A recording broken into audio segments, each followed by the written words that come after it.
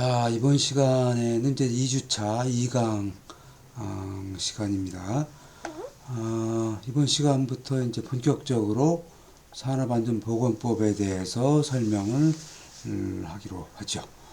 자, 산업안전보건법은 어떻게 되어 있느냐?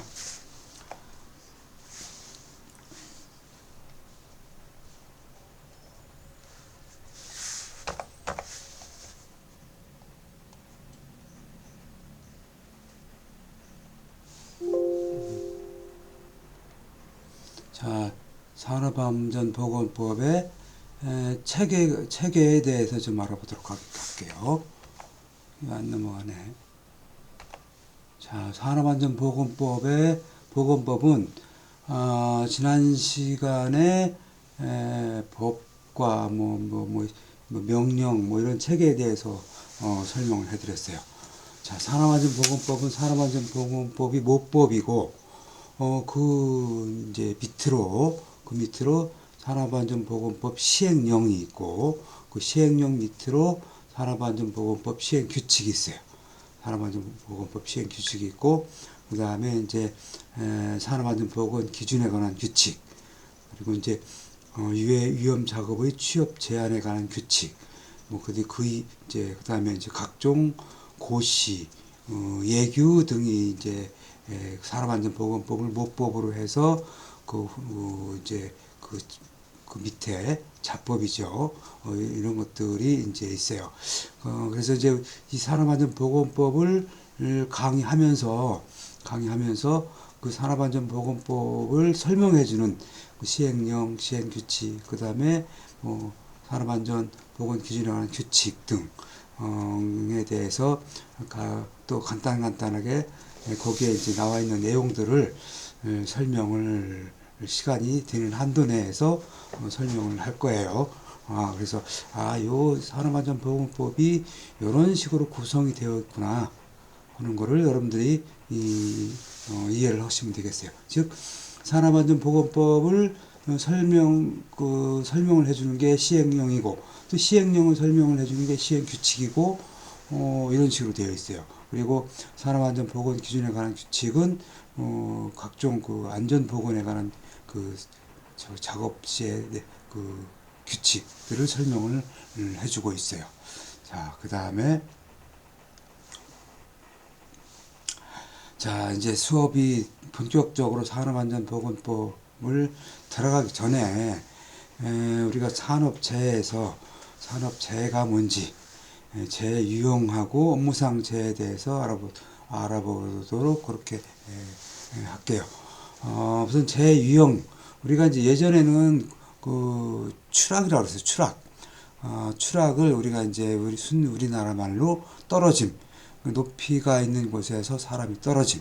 그래서 이 높은 곳에서 사람이 떨어지는 걸 우리가 추락 여러분들 많이 들어봤을 거예요. 이걸 이제 떨어짐이라고 얘기하고 있고, 산업안전보건 규칙에 의하면은 우리가 2m 높이 이상 되는 그 데는 반드시 추락을 방지하도록 안전난간대를 설치하도록 되어 있고, 또 그 안전난간대를 설치할 수 없는 데는 또 뭐 추락 방망이라든가 아니면 이제 근로자들이 추락 방지대, 안전대라고 하는 보호구를 착용하게 그렇게 규정이 되어 있어요. 그래서 우리가 추락을 떨어짐이라 그런다.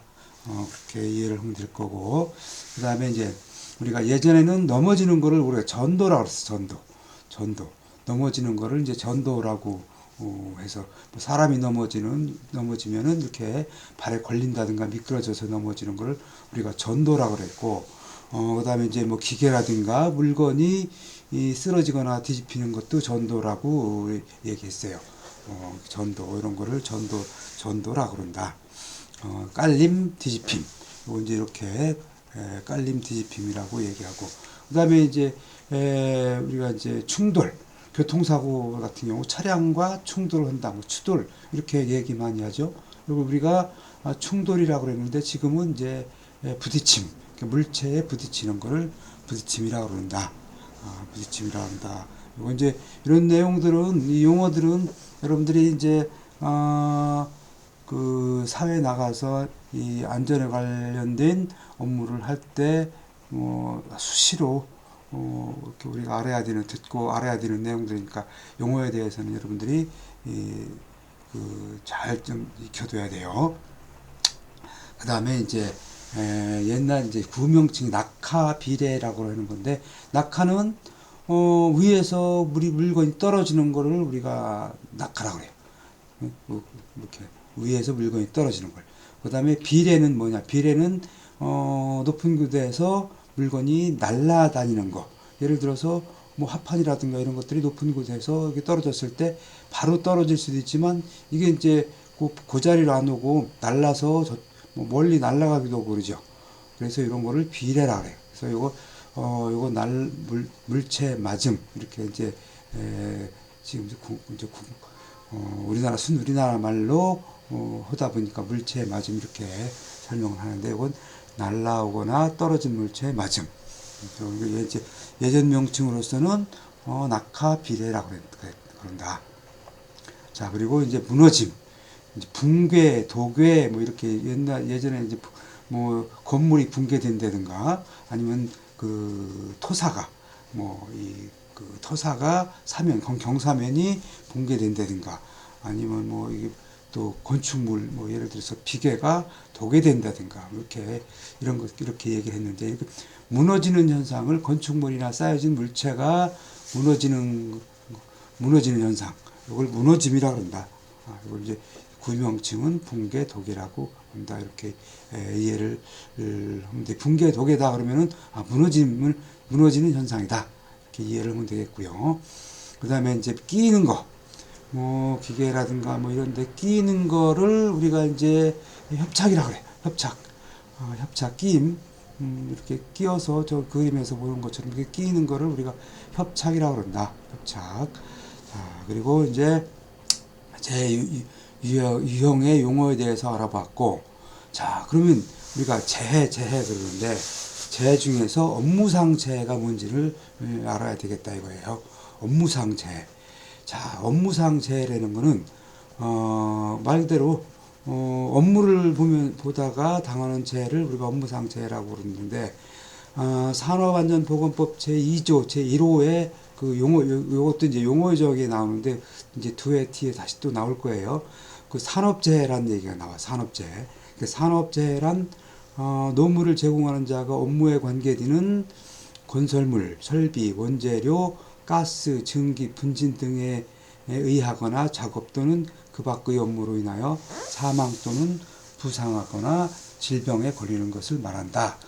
요걸 이제 산업재해라고 하는데, 요거를 이제 요게 그 업무상 재해다. 우리 이렇게 보면 되겠어요. 즉, 그 직장이라든가 공장, 그러니까 이런 업무를 하면서 그 부상을 당하거나 뭐 죽거나, 아니면 질병 뭐 예를 들어서 직업병 같은 걸 얘기하는 거죠. 뭐 예를 들어서 예전에 삼성에서 무슨 삼성전자에서 암 걸려갖고 또 말썽이 한번 난 적 뭐 그런 것들도 있었죠. 이런 것들을 우리가 산업재해라 그래. 산업재해, 업무상 재해. 그래서 요 산업안전보건법이 끝나고 산업재해 보상보험법에 대해서 한 2강 정도를 설명을 해드릴 예정이에요. 요 산업재해 보상보험법이 뭐냐? 이렇게 업무상 재해, 산업재해가 발생했을 때 근로자들이 재해가 발생하면 치료비도 있어야 될 거고, 또 그동안 그 재해가 발생해서 치료받는 동안은 일도 못 할 거고, 또 뭐 중상을 당한다든가 사망을 당했을 때는 보험금이 또 있어야 되겠죠. 이런 이 보험을 지불할 수 있는 게끔 법을 만들어 놓은 게 산업재해 보상보험법이에요. 그래서 산재보상보험법이라 그래. 그래서 여기에서 그 규정해 놓은 게, 업무상 재해는 업무상의 사유. 그러니까 일을 하다가 근로자가 부상, 질병, 장애 또는 사망을 당한 걸 우리가 업무상 재해라고 그런다. 이렇게 이해를 하면 되겠어요. 산업재해나 똑같다. 업무상재해. 그래서 산업재해를 당하면은 우리가 산재보상보험법을 의해서 치료비도 받고 또 보험료도 받는다. 일을 못함으로 인해서 손해보는, 그렇게 이해하시면 되겠고. 업무상 재해 인정 기준이 있어요. 이건 이제 산업재해보상보험법에서 다시 한번 이제 설명을 할 텐데, 자, 근로자가 다음의 어느 하나에 해당하는 업무상 사고 부상 또는 장애가 발생하거나 사망하면 업무상 재해로 본다. 여기 이제 요 밑에 설명한 내용들이 있을 난 사고들은 우리가 업무상 사고 인정을 해줘서 산재보험보상보험에서 보험금을 지불해줘요. 그래서 어떤 것들이 있느냐? 근로자가 근로계약에 따른 업무, 근로계약에 따른 업무라는 거는 근로자가 회사하고 뭐 하루에 몇 시간 근로를 한다든가 뭐 이런 것들, 이렇게 이제 뭐 근로계약을 맺으면은 그에 따른 업무 또 그에 따른 행위를 하던 중에 발생한 사고, 그러니까 일을 하다가 회사 일을 하다가 발생한 사고를 업무상 사고라고 한다. 또 사업주가 제공한 시설물 등을 이용하던 중 그 시설물 등의 결함이나 관리 소홀로 발생한 사고. 이건 무슨 얘기냐면은 사업주가 제공한 시설물, 예를 들어서 사업주가 뭐 책상을 주고 책상에서 일을 하라고 일을 시켰어. 근데 책상이 낡은 책상이라서 일을 거기서 책상 위에서 일을 하다가 책상이 부서져 가지고 뭐 다쳤다 이거야. 이런 것들. 그러니까 사업주가 장비라든가 자동차를 주고 일을 하라고 시켰는데 그게 이제 갑작스러운 고장이라든가 뭐 이런 걸로 인해서 이렇게 재해를 입은 경우, 뭐 이런 경우도 업무상 재해라 그런다. 그 다음에 사업주가 주관하거나 사업주의 지시에 따라 참여한 행사나 행사 준비 중에 발생한 사고. 요거는 이제 그 회사에서, 여러분들 회사에 이제 취업을 하게 되면은 회사에서 뭐 여러 가지 그 행사를 하게 돼요. 뭐 한 달에 한 번 무슨 그 안전 보건의 날 행사라든가 뭐 이런저런 뭐 아니면 체육대회를 한다든가 뭐 아니 등반대회를 한다든가 이런 것도 이제 업무하고는 좀 그 업무는 아니지만 회사에서 단체로 전체적으로 회사 사업주가 지시에 의해서 하는 그런 일을 하다가 재해가 발생했을 때 이것도 우리가 업무상 사고라고 인정을 해줘요. 그 대신 뭐 회사에서 사업주가 시키는 게 아니고 뭐 직원들끼리 무슨 뭐 취미 활동을 한다든가 뭐 이러다가 사고가 발생하면 이런 거는 업무상 재해에 들어가지 않아. 그 다음에 이제 휴게 시간 중 사업주의 지배 관리 하에 있다고 볼 수 있는 행위로 발생한 사고. 그건 무슨 얘기냐면 일을 하다가 여러분들 뭐 그 학교에서도 강의 50분 강의하고 10분 쉬고 그러죠. 회사에서도 이제 뭐 공장이라든가 이런 데서는 주로 그또 마찬가지로 50분 일하고 10분 쉬고 휴게소라든가 뭐 이런 데서 그렇게 또 많이 해. 그다음에 뭐 건설 현장 같은 데서도 뭐 참 시간 또 쉬는 시간을 두기도 하고 이런 휴게 시간 중에 옆에서 뭐가 날라와서 사고가 났다든가 그런 사고가 났을 때 그 발생한 사고도 우리가 업무상 사고다 이렇게 얘기를 해요. 그 밖에 업무와 관련하여 발생한 사고. 이걸 왜 이렇게 규정을 해놨냐? 여기 업무상 사고가 아니면은 산업재해보상보험에서 보험금을 안 줘요.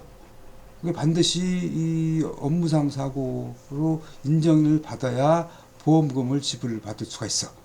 그래서 이 산업안전보건법을 우리가 공부하면서 산업재해보상보험까지 같이 곁들여서 우리가 알아둘 필요가 있어요. 그래서 자, 그 다음에 이제부터는 산업안전보건법에 나와 있는 내용에 대해서 본격적으로 알아보도록 하죠. 산업안전보건법은 이제 1장은 총칙으로 되어 있어서 1장은 제1조부터 13조까지 가 1장이고, 그 다음에 2장은 안전보건관리 체제에 대해서 규정을 해놨어요. 그래서 1절과 2절, 1절에서는 안전보건관리 체제, 2절에서는 안전보건관리 규정에 대해서 14조부터 28조까지 이 내용이 이제 2장에 들어가 있고, 그 다음에 이제 3장에서는 안전보건교육, 우리가 이제 취업을 하게 되면은 안전보건교육을 받고 이 산업안전보건법에 의해서 안전보건교육을 받도록 그렇게 되어 있어요. 그래서 제29조부터 제33조까지는 안전보건교육에 대해서 나와 있고, 그 다음에 이제 제4장 유해 위험 방지 조치라고 해서 요거 제34조부터 제57조까지가 유해 위험 방지 조치에 대해서 규정이 되어 있는데, 요 실질적으로 가장 중요한 부분이 요 유해 위험 방지 조치가 이제 우리가 이제 그 취업을 하게 되면은 제일 많이 우리가 알고 다뤄야 될 내용들이 제 4장에 들어가 있어요. 이제 뒤에 이제 설명을 듣다 보면 알게 돼. 그 다음에 이제 5장에서는 도급시 산업재해 예방. 그래서 도급시, 이것도 도급이 뭔지는 뭐냐, 도급이 뒤에 이제 바로 뒤에 설명을 할 거예요. 그래서 5장은 도급시 산업재해 예방에서 1절은 도급의 제한, 그 다음에 2절에서는 도급인의 안전조치 및 보건조치, 그 다음에 3절에서는 건설업 등의 산업재해 예방, 4절에서는 그 밖에 고용 형태에서의 산업재해 예방에 대해서 58조부터 79조까지 규정이 되어 있고, 6장에서는 이제 유해, 위험, 기계 등에 대한 조치. 우리가 이제 기계를 많이 쓰게 돼요. 굉장히 위험한 기계들이 많지. 그 위험한 기계들로 인해서 다치지 않도록 이런 방어 조치라든가 이런 것들을 하도록 규정을 해놨어요. 이것도 아주 굉장히 여러분들이 실무에 가서는 반드시 알아야 돼야 될 그런 내용들이야. 이것도 마찬가지로. 그래서 이것도 제1절부터 제5절까지 규정이 되어 있고, 7장은 위험 물질에 대한 조치. 이게 이제 물질 중에서 굉장히 위험한 휘발유 같은 거, 여러분들 잘 알고 있는 휘발유 같은 건 굉장히 화재 위험이 높죠. 이런 거라든가, 성면은 발암성 물질이잖아요. 이런 거에 대한 조치에 대해서 7장은 규정을 해놨고, 그 다음에 이제 8장은 근로자의 보건관리, 그 중에서 이제 1절은 근로환경의 개선, 제2절은 건강진단 및 건강관리에 대해서 규정이 되어 있고, 그 다음에 이제 9장에서는 산업안전지도사 및 산업보건지도사, 10장은 근로감독관, 11장은 보치, 12장은 벌칙 이렇게 되어 있는데, 9장부터는 여러분들하고 직접적인 관계는 좀 없다고 봐도 되겠어요. 그래서 9장부터는 여러분들이 그냥 이런 게 있구나 하는 정도로만 알고 넘어가면 될 것 같아. 자, 그러면은 1장에서 총칙 1조에 뭐가 나와 있냐? 모든 법은 보통 1조에 목적이 나와 있어요. 이 법을 제정하게 된 목적. 지난 시간에 이 산업안전보건법의 목적에 대해서는 설명을 했어요. 다시 한번 읽고 넘어갑시다. 자, 1조 목적은 산업안전 및 보건에 관한 기준을 확립해서 그 책임의 소재를 명확하게 해서 산업재해를 예방하고 쾌적한 작업 환경을 조성함으로써 결국 최종 목표는 노무를 제공하는 자, 즉 근로자의 안전 및 보건을 유지 증진함을 목적으로 한다. 결국은 근로자의 안전 및 보건을 유지 증진함을 목적으로 한다. 이게 이제 목적이에요. 산업안전법을 제정하게 된 목적이야, 이게. 자, 그래서 이게 산업안전 보건 기준을 확립하고 책임 소재를 명확화해서 그걸 기반으로 해서 산업재해를 예방하고, 그 다음에 쾌적한 작업 환경, 작업을 하는 작업장이 굉장히 안전하고 쾌적하게 조성해서 결국은 노무를 제공하는 자, 즉 근로자의 안전과 보건 유지 및 증진을 하는 걸 목표로 한다. 이렇게 여러분들이 알고 있으면 되겠어요. 자, 그 다음에 이제 2조 이제 2조에서 용어의 정의를 이제 용어의 정의를 한번 이건 아까도 얘기했지만 용어는 이제 계속 뭐 여러분들이 이 뭐 사용을 해야 되는 내용들이라서 용어는 반드시 알고 넘어가야 된다 그랬어요. 자, 그 1번 산업재해. 아까 산업재해에 대해서는 업무상 재해하고 똑같이 설명을 했죠. 즉 노무를 제공하는 자, 업무에 관계되는 건설물, 설비, 원재료, 가스, 증기, 분진 등에 의하여 작업 또는 그 밖의 업무로 인하여 사망 또는 부상하거나 질병에 걸리는 것을 말한다. 요거를 우리가 산업재해다, 업무상 재해다 이렇게 얘기했어요. 자, 노무를 제공하는 자가 누구? 우리 근로자다. 근데 뭐 근로자라는 용어는 사실 우리가 이제 예전에는 뭐 5월 1일 5월 1일 매년 5월 1일을 근로자의 날 이렇게 했었는데 이 근로자라는 그런 그 단어가 일제의 그 잔재의 그 용어래요. 원래는 이제 뭐 노무자, 노동자 이렇게 해야 우리 그 언어에 맞는 거래요. 뭐 참고로 여러분들 알아두도록 하고 그래서 노무를 제공하는 자, 노무자, 근로자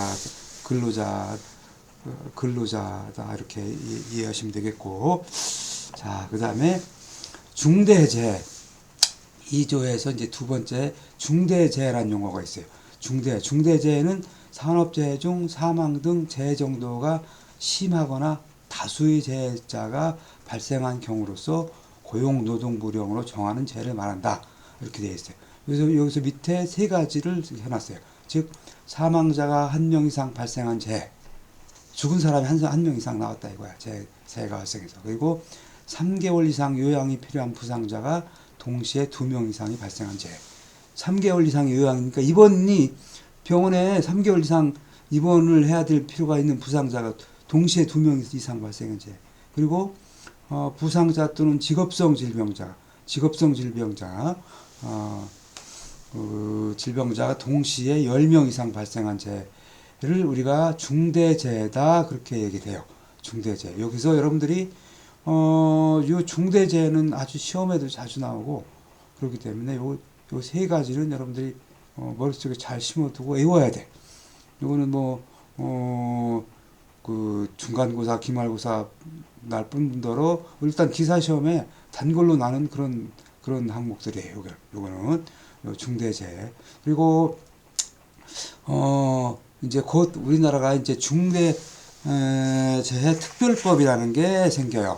이미 생겼어. 그래서 내년 2월 달부터는 이 법을 적용을 할 건데 중대재해 특별법이라 해서 중대산업재해라든가 중대시민재해 똑같이 이제 요거 중대재해 이런 재해가 발생할 경우에는 사업주 즉 사장이 직접 처벌받도록 이렇게 법을 규정을 해놨어요. 그래서 내년부터는 중대재해 특별법이 발효가 돼요.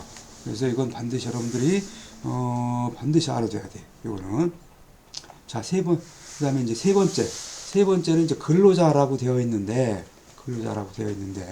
아까 용어 설명할 때 물론 이제 산업안전보건법에 아직도 이제 근로자라고 되어 있죠. 그렇게 용어를 쓰긴 써요. 근데 이제 근로기준법에서 근로자라고 쓰다 보니까 그걸 직접 가져오다 보니까 근로자다 이렇게 얘기를 해요. 근데 아까 얘기했죠. 근로자라는 그런 거는 이제 일제에서 쓰는 그런 용어다. 순수 우리나라 말로 하자면은 뭐 노무자 아니면 노동자 이렇게 해야 된다고 얘기했죠. 그래서 5월 1일이 지금 이제 근로자의 날에서 노동절로 바뀌었죠. 노동절로. 참고로 알아두고 자 근로기준법 제2조 1항 1호에 따른 근로자를 말한다 이렇게 돼서 즉 근로기준법 제2조 제1항 제1호에는 근로자가 직업의 종류에 관계없이 임금을 목적으로 사업이나 사업장에 근로를 제공하는 자. 그러니까 돈을 받고 사업이나 사업장에 근로를 일을 해서 돈을 받는 자를 우리가 근로자라 그런다. 일을 해서 그에 대한 대가로 돈을 받는 자. 즉 신분이나 계약 형식, 근로 형태 등 뭐 여부와 관계없이 종속 노동 관계 하에서, 즉 돈을 주는 사람이 사업주고 돈을 받고 일하는 사람이 근로자인 거죠. 이렇게 해당되면은 다 근로자다.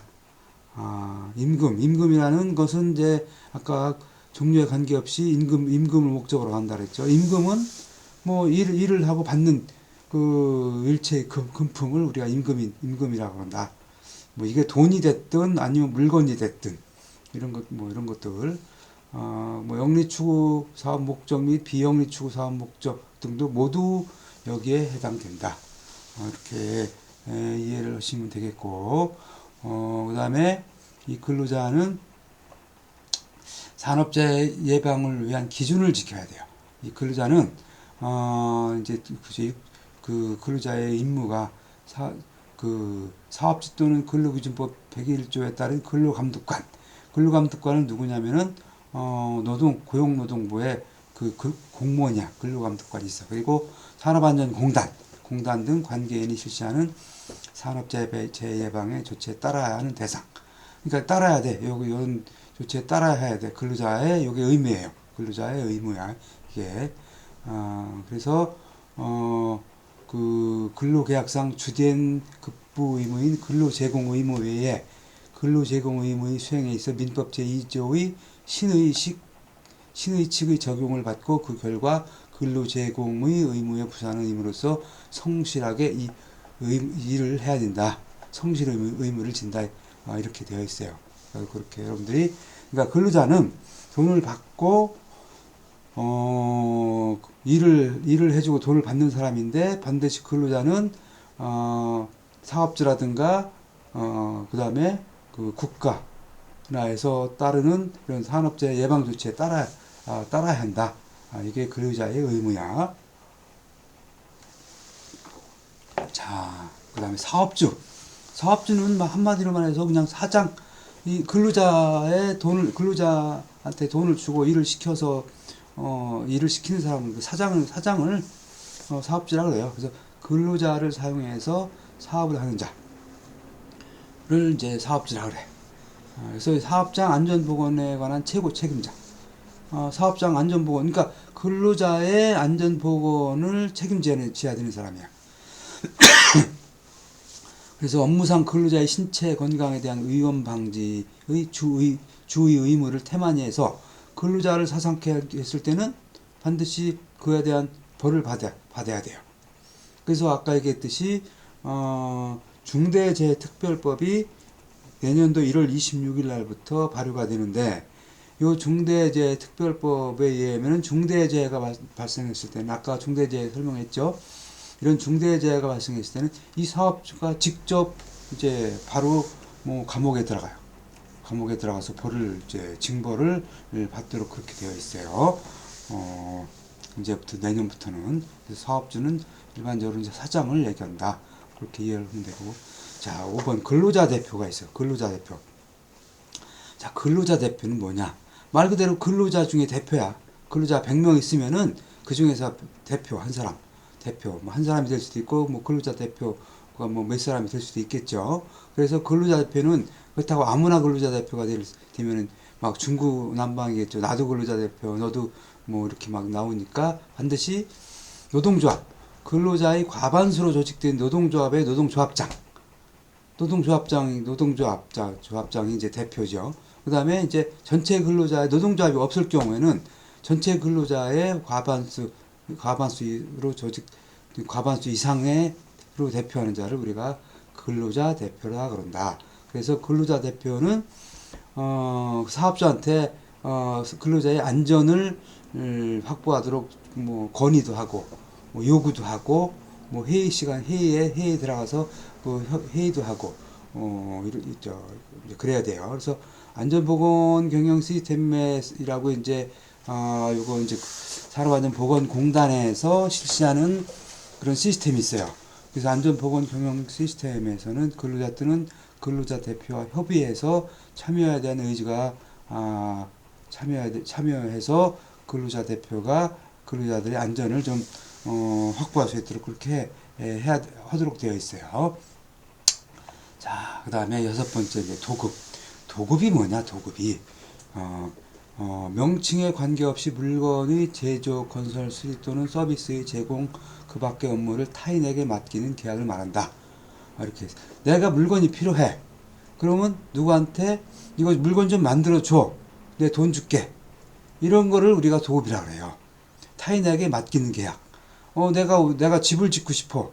근데 내가 집을 못 지어. 그 집을 잘 짓는 건설업자한테 내가 돈 줄게. 내 집 좀 지어줘.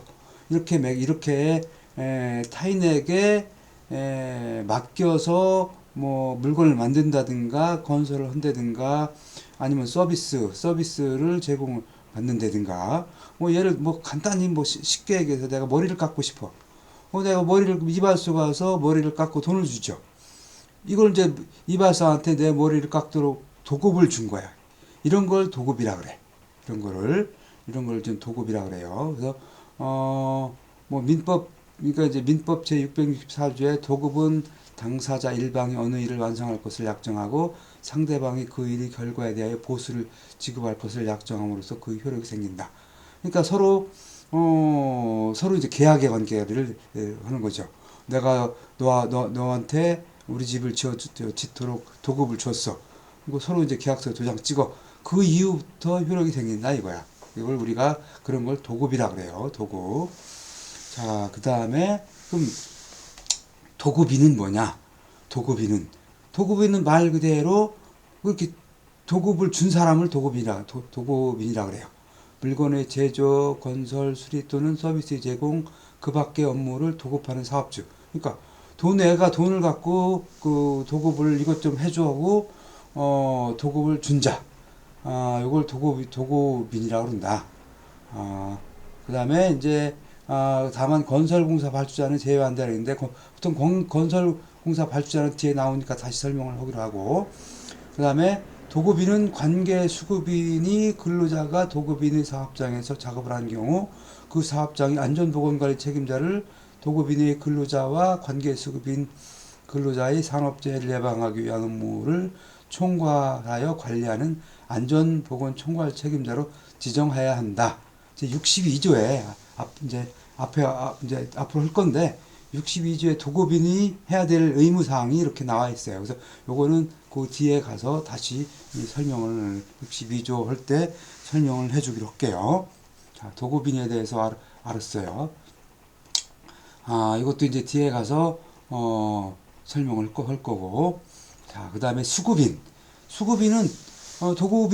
도급인으로부터 이런 게 물건을 제조, 건설, 수리 또는 서비스 제공 그 밖의 업무를 도급받은 사업주. 내가 그 A라는 사람한테 나한테 집을 지어줘. 아니면 나한테 이걸 만들어줘. 아니면 나한테 이걸 해줘. 혹은 일을 시켰어. 돈을 줄게. 그럼 그 사람이 수급인이 되는 거야. 그 사람이 수급인이 되는 거예요. 그래서 도급인으로부터 이런 그 돈 받고 이런 거를 해주는 사람을 우리가 수급인이라고 그런다. 그 다음에 이제 관계 수급인. 그러니까 수급인이 이제 이게 그 물건이 복잡하면은 이 사람이 이제 도급을 받은 사람, 수급인이 또 다른 사람한테 뭘 또 부탁을 해서 돈 주고 받아가지고 또 이렇게 하는 경우, 여러 단계에 걸쳐서 우리가 다단계라고 얘기하죠. 물론 이건 다단계는 아니지만 도급이 이제 여러 단계에 걸쳐서 체결된 경우 각 단계별로 도급받은 사업주 전부를 우리가 관계 수급인이다. 관계되는 사람 전부를 말하는 거예요. 그러니까 그렇게 이해를 하면 되겠고. 자, 건설공사 발주자 도급인 설명할 때 건설공사 발주자는 제외한다 그랬죠. 건설공사 발주자는 건물을 이제 짓도록 돈을 주는 사람, 그러니까 건축주를 우리가 건설공사 발주자다 이렇게 얘기해요. 그러니까 이제 건축이 토목도 있을 수 있고 결국 이제 돈을 주는 사람. 그래서 국가에서 짓는 그런 건물이다. 그럼 국가가 발주자가 되는 거야. 예를 들어서 이 우리 동양대학교에서 안에서 체육관 하나 짓는다든가 이런 건물 하나 질 경우 우리가 건설회사한테 동양대학교에서 도급을 주겠죠. 그러니까 그러면 발주자가 동양대학교가 발주자가 되는 거야. 동양대학교가 이렇게 결국은 그러니까 건축주를 우리가 발주자라고 그런다. 즉 건설공사를 도급하는 자로서 건설공사의 시공을 주도하여 관리하지 아니하는 자. 그러니까 시공하지 않고 돈을 주는 자, 이렇게 건설공사가 주자라고 그래요. 자, 그 다음에 건설공사 발주자는 건설공사 계획 단계, 그 다음에 건설공사 설계 단계, 그 다음에 이제 건설공사 시공 단계, 이렇게 해서 저런 의무사항들이 있는데, 저것도 마찬가지로 제67조 제1항에 그때 가서 설명을 따로 하는 걸로 하고, 여기서는 건설공사 발주자가 누구냐 하는 것만 간단하게 설명을 하고 넘어갈게요. 자, 이것도 이제 넘어가고, 자, 그럼 건설공사는 뭐냐? 건설공사는 11번 건설공사라는 건 뭐냐? 건설공사는 다음 각목의 하나에 해당하는 공사를 말한다, 이렇게 되어 있어요. 즉 건설산업기본법 제2조 4호에 따른 건설공사. 이게 건설안전공학 시간에 건설안전기본법에 대해서 설명을 했을 거예요. 거기에 이제 건설공사에 대해가 건설안전기본법에서 정의하는 건설공사가 나와.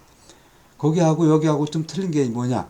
여기 산업안전보건법에서 정의하는 건설공사는 요 다섯 가지 전부 다 건설공사에 들어가요. 이 산업안전보건법에서는 요 전기공사, 정보통신공사, 소방시설공사, 문화재수리공사, 이게 다 건설공사에 들어가는데, 건설산업기본법에서는 이 건설공사가 요 전기공사, 정보통신공사, 소방시설공사, 문화재수리공사는 포함이 안 돼. 왜? 이건 관련된 법이 다 따로따로 돼 있다 보니까 이건 건설산업기본법에서 정의하는 건설공사는 아니에요. 전기공사 같은 경우는 전기공사법에서 규정되어 있고, 정보통신공사는 정보통신공사법에서 규정되어 있고, 소방시설공사는 소방시설공사법, 그 다음에 문화재수리공사는 문화재수리 등에 관한 법률에서 규정되어 있어서, 그런데 이제 이렇게 산업안전보건법에서는 전부 다 법을 포함한다. 건설공사라고 산업안전보건법에 표기가 되어 있으면 요 다섯 가지 전부 다를 포함한다. 이렇게 여러분들이 알고 있으면 돼요. 자, 그 다음에 이제 안전보건진단. 자, 안전보건진단이란 용어는 뭐냐? 여러분들 진단이란 용어는 많이 들어봤을 거야. 진단. 어떤 진단 있어? 여러분 건강진단 있죠. 건강진단. 또 정밀진단. 여러분들 자동차 수리하러 가서 정밀하게 이제 진단받는 걸 우리가 정밀진단이라고. 여러분들 부모님들 건강진단 받을 때 보통 대학병원 같은 데 가서 또 정밀진단도 받죠. 이런 걸 우리가 진단이라 그래. 그래서 일반 건물도 이제 우리가 진단을 받는데, 거기에서는 보통 안전점검, 그 다음에 시설안전 진단, 이렇게 얘기해요. 안전 진단, 정밀안전 진단, 시설물 정밀안전 진단, 이렇게 얘기를 해요. 저기 건물이라든가 교량 같은 걸 이제 진단할 때 시설물 정밀안전 진단, 이렇게 얘기를 하고, 여기 이제 그거는 이제 시설물 안전관리에 관한 특별법에 규정되어 있는 진단이고, 이거는 이제 산업안전보건법에서는 안전보건진단이라 해서 이 산업체의 안전보건에 관한 진단, 즉 산업재해를 예방하기 위해 사고를 방지하기 위해서 잠재적인 위험성을 발견하고 그 개선 대책을 수립할 목적으로 조사 평가하는 것을 말한다. 그거를 우리가 안전보건진단이다 그래요. 그래서 예를 들어서 공장이라든가 이런 데를 미리 이제 점검을 하는 거야.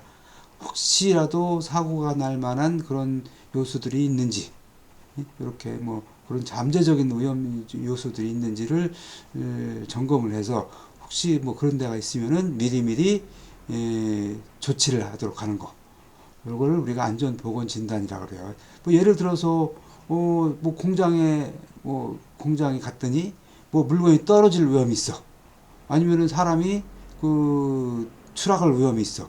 뭐 이런 위험 요인이 있는지 없는지를 이제 진단을 하는 거야. 이런 거를 우리가 정밀안전 진단이라고 얘기를 하고 있고요. 얘기를 하고요. 그 다음에 이제 13번에서 우리가 이제 작업 환경 측정이란 그 용어가 있는데, 작업 환경 측정은 무슨 소리냐? 작업 환경 실태를 파악하기 위해서 해당 근로자 또는 작업장에 대하여 사업주가 유해 인자에 대한 측정 계획을 수립한 후 시료를 채취하고 분석 평가하는 것을 말한다. 즉 근로자가 작업을 할 수, 공장 같은 경우 작업을 하는데 그 작업을 하는데 그 작업장에 먼지가 많이 난다든가 뭐 또 뭐 냄새 유해한 무슨 냄새가 난다든가 뭐 또 바닥이 미끄러워서 넘어질 우려가 있다든가 이런 작업을 할 수 있는 환경이 어떠냐, 작업을 할 수 있는 환경이 안전하게 작업을 할 수 있냐 없냐를 측정을 하는 걸 우리가 작업 환경 측정이다 이렇게 얘기해요. 유해 인자에 대한 측정. 그래서 이거 뭐 예를 들어 청소가 안 돼 있어. 그럼 뭐 청소를 뭐 하도록 한다든가 뭐 이런 조치를 하는 걸 우리가 작업 환경 측정이다 이렇게 얘기를 하고 있어요. 자, 이제 용어 정리는 요거 이제 이렇게 해서 13개 작업환경 측정까지에 대해서 알아봤고, 산업안전보건법에서 규정하고 있는 용어를, 그 다음에 제3조 적용 범위. 그러면 산업안전보건법이 어디에 적용되느냐? 산업안전보건법은 산업안전보건법은 모든 사업에 다 적용한다. 1차 산업, 2차 산업, 3차 산업 모든 사업에 다 적용한다. 다만 유해 위험의 정도, 사업의 종류, 사업장의 상시 근로자 수 등을 고려해서 대통령령으로 정하는 사업에 또는 사업장 이적법 전부 또는 일부를 적용하지 아니할 수 있다. 즉 뭐 일부 대통령령으로 정하는 뭐 이런 종류에서는 적용을 아니할 수 있다. 뭐 이렇게 되어 있는데 여러분들이 그냥 이해는 모든 그 사업은 다 이 법을 적용을 받는다. 이렇게 여러분들이 이해하면 돼요. 자, 그리고 그 다음에는 제 4조 정부의 책무. 정부의 책무가 뭐 정부의 책무가 정부는 이 법의 목적을 달성하기 위해 다음 각고의 사항을 성실히 이행할 책무를 진다. 즉 우리나라의 정부, 우리나라의 정부에서는 산업안전보건법의 목적이 뭐야? 산업안전보건법이 근로자의 안전과 보건을 확보하는 거죠. 이 근로자 안전과 보건을 확보하기 위해서 정부에서 해야 될 일이라 이거야, 의무적으로. 즉 1번 산업안전 및 보건정책의 수립 및 집행. 이건 어디서 하는 거야? 이거는 고용노동부에서 주로 하죠. 그 다음에 산업재해 예방 지원 및 지도. 이것도 이제 고용노동부에서 산업안전보건공단을 통해서 산업재해 예방 지원 및 지도를 하고 있어요. 각 기업체. 그리고 근로기준법 제76조 제2항에 따른 직장 내 괴롭힘 예방을 위한 조치기준 마련 및 지도 마련, 그리고 지도 및 지원을 하게 되어 있고, 그 다음에 이것도 마찬가지로 노동사무소라든가 이런 데 통해서 다 이렇게 신고도 받고 이렇게 하고 있어요. 그 다음에 사업주의 자율적인 산업안전 및 보건 경영 체제 확립을 위한 지원. 그 다음에 이것도 이제 산업안전공단이를 통해서 이렇게 지원을 해주고 있고, 그 다음에 5번째 산업안전 및 보건에 관한 의식을 북돋우기 위한 홍보, 교육 등 안전문화 확산을 추진해야 되고, 정부에서. 즉, 뭐 여러분들 TV라든가 이런 데서 뭐 그런 그 광고 같은 거 무슨 광고라 그래요. 그런 걸 보고 그런 걸 많이 하고, 그다음에 교육 같은 것도 그 회사별로 교육도 많이 하고 그러죠. 이것도 국가에서 하는 거야. 이렇게. 그다음에 6번째는 산업안전 및 보건에 관한 기술의 연구, 개발 및 시설의 설치, 운영. 이것도 산업안전공단에서 저 업무를 다 해서 일반 기업체로 이제 지원을 해줘요. 그리고 산업재해에 관한 조사 및 통계의 유지 관리. 이것도 산업안전공단에 가면은 그 홈페이지 가면은 조사 내용, 통계 내용이 다 우리가 볼 수가 있어. 그 다음에 산업안전 및 보건 관련 단체 등에 대한 지원 및 지도 감독, 그리고 그 밖에 노무를 제공하는 자의 안전 및 건강의 보호 증진을 이 정부가 이런 이 9가지 역할을 충실히 해야 된다는 걸 이 산업안전보건법에서 이렇게 정해놓은 거야. 제4조에. 정부가 이렇게 정해놓은 거예요. 그래서 안 하면 안 된다 이거야. 그래서 이거는 그 정부에서 하는 일이고, 그 다음에 이제 5조에는 사업주 등의 의무가 있어. 사업주는 누구라 했어요? 사장이라고 그랬죠. 사장은 반드시 이 일을 해야 될 의무가 있다 이거야. 사업주는 근로자의 안전 및 건강을 유지 증진시키고 국가의 산업재해 예방 정책에 따라야 한다. 즉 이런 요 세 가지에 대해서 따라야 한다. 즉 이 법과 이 법에 따른 명령으로 정하는 산업재해 예방을 위한 기준. 이 법은 산업안전보건법이죠. 이 법에 따른 명령 뭐야? 이 산업안전보건법 시행령, 시행규칙, 그 다음에 아까 얘기한 그 산업안전보건에 관한 규칙 이런 것들이 이제 이런 것들을 따르라 이거야. 그 다음에 두 번째는 근로자의 신체적 피로와 정신적 스트레스를 줄일 수 있는 쾌적한 작업 환경의 조성 및 근로 조건을 개선해라. 즉, 근로자가 일을 할 때 신체적으로 피로가 이제 덜 가도록, 그 다음에 정신적 스트레스를 덜 가도록 쾌적한 작업 환경, 청소 깨끗이 하고 소음도 안 나게 해서 근로자들이 일을 하는 데 있어서 아주 쾌적하게 일할 수 있도록 그렇게 하고, 근로 조건도 하루에 몇 시간, 그 일의 종류에 따라서 일의 강도가 높으면은 근로 시간을 좀 줄인다든가 이런데, 그래서 근로 조건을 개선을 해라 이런 얘기고요. 그 다음에 해당 사업장의 안전 및 보건에 관한 정보를 근로자에게 제공을 해줘야 돼요. 이제 사장이 해야 될 일이고, 또 사장이 해야 될 일이 또 있어 이제. 자, 어떤 게 있냐? 다음 각호의 어느 하나에 해당하는 자는 발주, 설계, 제조, 수입 또는 건설할 때 이 법과 이 법에 따른 명령으로 정하는 기준을 지켜야 하고, 발주, 설계, 제조, 수입 또는 건설에 사용되는 물건으로 인하여 발생하는 산업재해를 방지하기 위해서 필요한 조치를 해야 된다. 즉, 그 기계라든가 기구와 그 밖의 설비를 설계, 제조, 수입하는 자, 원재료 등을 제조, 수입하는 자, 건설물 등을 발주, 설계, 건설한 자는 요게 이제 기계, 설비 등이 사용되기 전에 설계자, 제조자 등에게 각각 산업재해를 예방하기 위한 필요한 조치를 하도록 요구를 해야 돼요, 사업주가. 반드시 요런 사람들한테는 사업주가 설계자, 제조자 등에게 산업재해를 예방하기 위해서 설계할 때부터 그 다음에 이 물건을 만들 때부터 필요한 조치를 해라, 이렇게 사장이 요구를 하도록 그렇게 되어 있어요. 그렇게 해야 돼요. 자, 그 다음에 이제 제 6조 이제 근로자의 의무야. 근로자.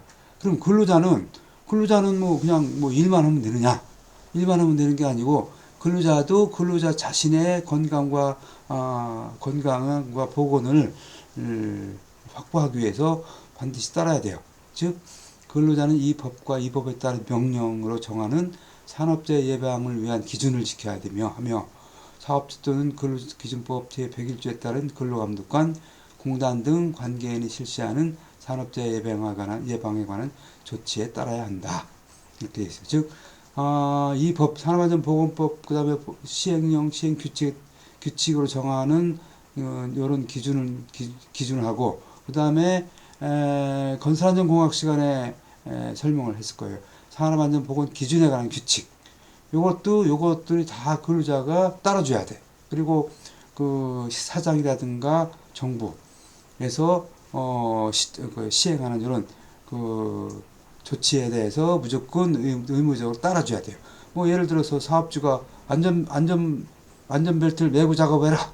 안전문을 쓰고 작업해. 그러면 반드시 안전벨트도 매야 되고 안전문도 써야 되고 그다음에 청소 뭐 주변을 깨끗이 하고 작업해요. 그렇게 말을 잘 들어야 그 말을 들어야 된다 이런 얘기예요. 안전난간을 설치해라. 그럼 안전난간 설치를 해야 되고 그 근로자의 의무 이런 것들이 반드시 그렇게 의무를 지켜야 된다.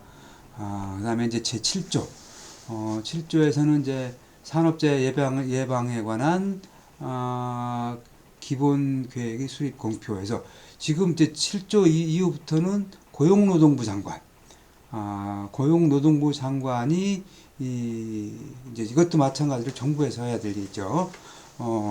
이제 해야 될 일을 여기서 이제 규정을 해놨어. 뭐 여러분들이 이제 만약에 뭐 공무원이 돼서 고용노동부에 배치를 받으면은 뭐 이런 내용을 알아야 되겠죠, 당연히. 그래서 고용노동부 장관은 산업재해 예방을 위한 기본 계획을 수립해야 한다. 특별히 이 부분은 설명을 뭐 자세히 안 해도 될 것 같아. 그래서 넘어갈게. 여기서 7조는 고용노동부 장관이 해야 될 항목이다. 그 다음에 8조도 마찬가지로 고용노동부 장관이 해야 될 사항이에요. 즉, 고용노동부 장관은 제7조 1항에 따른 기본계획을 효율적으로 시행하기 위하여 필요하다고 인정할 때는 관계 행정기관의 장 또는 공공기관의 운영에 관한 법률 제4조에 따른 공공기관의 장에게 필요한 협조를 요청할 수 있다. 즉, 고용노동부 장관은 이 근로자의 안전보건을 확보하기 위해서 이 고용노동부 부서뿐만 아니고 각 그 행정기관, 뭐 공공기관의 장에게 예를 들어서 지금 여기 동두천 시장에게 동두천 시에 이제 있는 이런 그 산업체 근로자들의 안전보건을 확보하기 위해서 이러이러한 일을 해주시기 바랍니다. 이렇게 요청할 수 있다는 얘기야. 이렇게 예를 들어서 협조 요청을 할 수 있다. 고용노동부 장관은. 자, 그리고 구조는 산업재해 예방 통합 정보 시스템 구축을 운영을 해야 된다. 산업재해 고용노동부 장관은 산업재해를 체계적으로 효율적으로 예방하기 위하여 산업재해 예방 통합 정보 시스템을 구축 운영할 수 있다. 이것도 이제 고용노동부 장관이 해야 될 일이고, 마찬가지로 이제 산업재해 발생 건수 등의 공표. 이것도 고용노동부 장관이 산업재해를 예방하기 위하여 대통령령으로 정하는 사업장의 근로자 산업재해 발생 건수, 재해율 또는 그 수위 등을 공표해야 된다. 그래서 이거는 1년에 한 번씩 이걸 공표를 해요. 어느 회사는 뭐 산업재해가 얼마가 나서 뭐 근로자가 얼마나 다쳤고 뭐 재해율이 얼마고 이거를 이제 산업안전공단의 홈페이지에 가면 이런 걸 다 발표를 해. 그래서 우리가 그 회사 저 회사에서 산업재해가 많이 났네. 그러니까 알 수가 있어. 그러니까 어떻게 돼? 그 회사는 뭐 예를 들어서 산업재해가 많이 나면은 망신스럽겠죠. 저 회사 뭐 근무할 여건이 안 되네. 뭐 이렇게 예를 들어서 뭐 현대라든가 삼성에서 공장에서 뭐 사고가 많이 발생했다든가 이런 것들을 발표해야 되니까 여러분들 뭐 사고 많이 나는 회사 가고 싶어요? 그런 회사는 당연히 가기도 싫을 거고 그 다음에 그 회사에서 나오는 제품도 잘 안 사게 될 거고 그렇게 되는 거야. 이렇게 해서 이렇게 공표를 해야 돼. 반드시. 자, 그리고 또 11조에는 산업재해 예방시설의 설치 운영.